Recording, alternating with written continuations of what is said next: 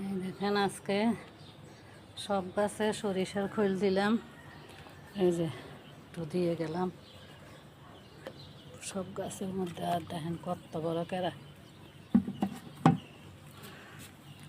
এর মধ্যে দিয়ে গেলাম। দেখি কি অবস্থা। আর একটা চিন্তা গাছ লাগাইলাম এদিকে।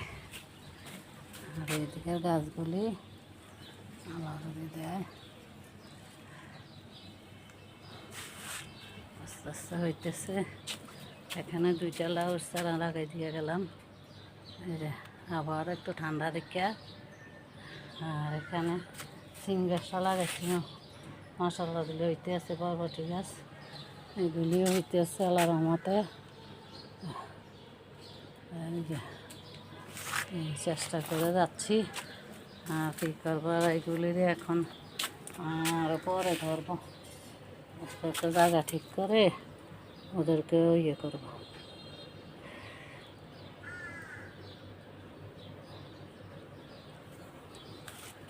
লাগাবো সব গাছের মধ্যে একটু একটু করে। এই সরিষার খোল দিছি, এটা তো দিছি। এই যে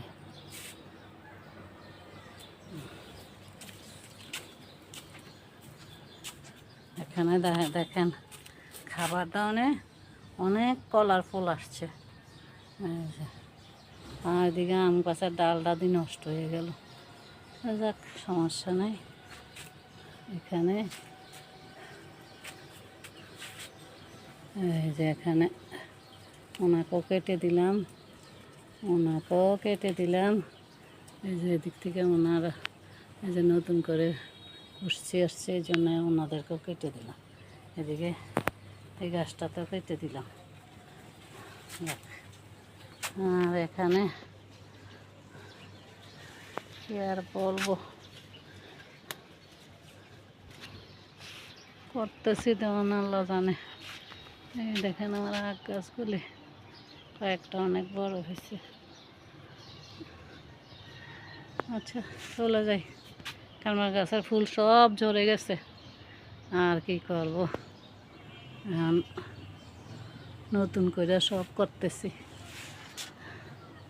নতুন করে সবজি গাছ টাছ লাগালাম, তবে স্বাস্থ্য ভালো না। আমার জন্য দোয়া করবেন। তারপরে একটু একটু করে পরে আসি করি, এই আর কি। তো ভালো লাগলে লাইক কমেন্ট সাবস্ক্রাইব করবেন। আল্লাহ হাফেজ।